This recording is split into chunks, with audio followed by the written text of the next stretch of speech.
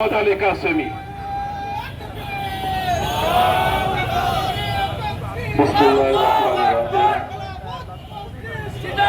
প্রধান উপদেষ্টা বরাবর স্মারকলিপি প্রদান উপলক্ষে আয়োজিত আজকের এই গণমিছিলের সম্মানিত সভাপতি, উপস্থিত নেতৃবৃন্দ, সমবেত ভাইয়েরা আমার,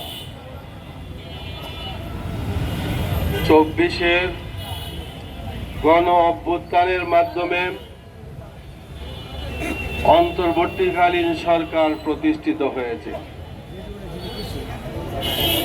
আমরা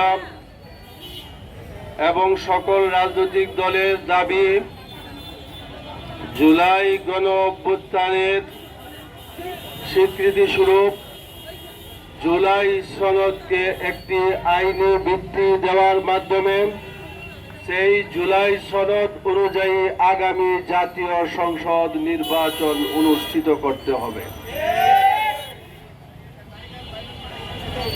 সরকার, আপনারা জানেন, রাজনৈতিক দলগুলোকে 1 সপ্তাহ সময় দিয়েছে। আমরা মনে করি রাজনৈতিক দলগুলোর বক্তব্য পরিষ্কার। রাজনৈতিক দলগুলোর দাবি অনুযায়ী আপনি জুলাই সনদের আইনি ভিত্তি প্রদান করুন এবং অবিলম্বে সেই অনুযায়ী নির্বাচনের ব্যবস্থা করুন। আমরা অবশ্যই প্রস্তুত। জাতীয় সংসদ নির্বাচন ফেব্রুয়ারি অনুষ্ঠিত হোক, আমরাও চাই।